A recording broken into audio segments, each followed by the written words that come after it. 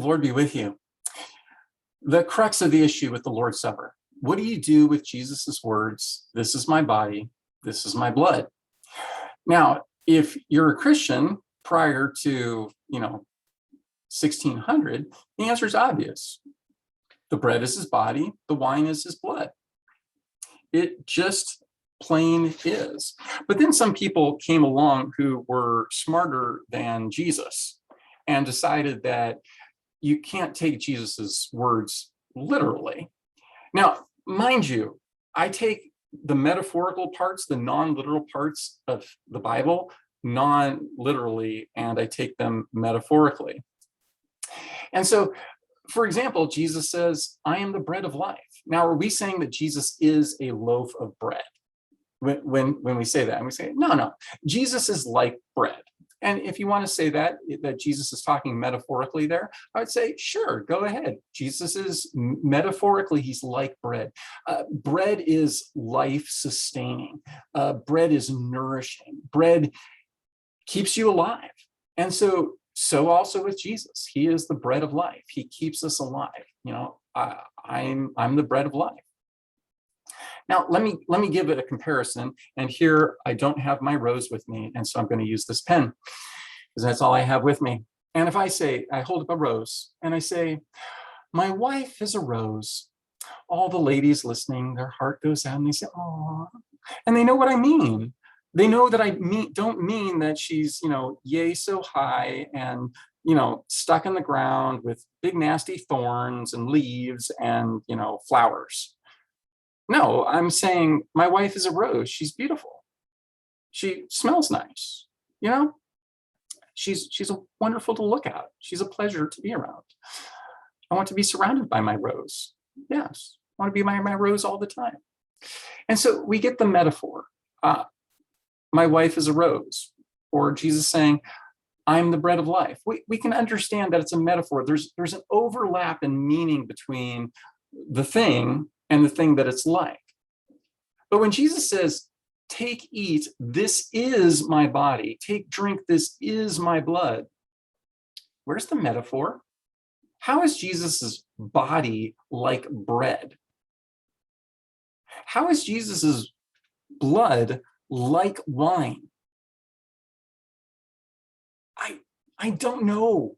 I really don't know. They're both liquid, and that's so profound. Take and drink. This wine, it's like my blood because they're both liquid. They both taste good. I don't know. I'm utterly baffled. I'm utterly baffled where the metaphor is, where the picture is. It's purely substitutionary. It doesn't give me any meaning whatsoever. So I hold up my rose and I say, my wife is a rose. And you all go, oh, that's so sweet. He thinks his wife is beautiful. Now, if I hold up my rose and I say,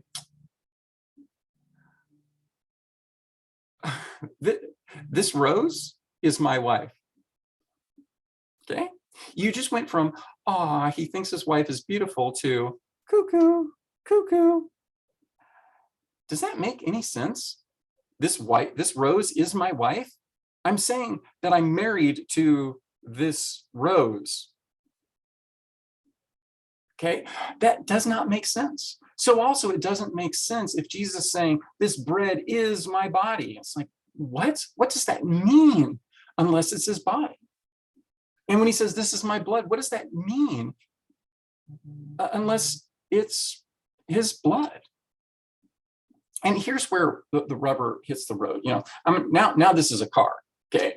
And so this again works much better in person. I say, I was driving down, I don't even know what roads are around here, but I'm pulling out of my lot, which is onto a busy street, which is onto Glenwood Avenue, and so I'm going and I'm making a left turn, and sometimes I don't always see, and sometimes I cut somebody off, and but so anyway, I need to be really careful when I'm making a left turn onto Glenwood Road, Southwest. Okay, need to be careful. Okay, now if you would take my car and go for a drive and go buy me a diet, caffeine-free root beer. Okay. Would you go do that in my car? What good does my metaphorical car do? For explanatory purposes, it's fine to have a metaphorical car.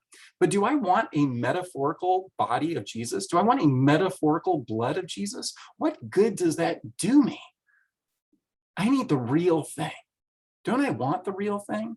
Because here's the thing. Here's the thing.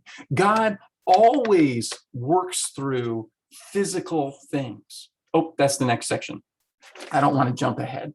We'll come to that. We'll come to that next. God bless.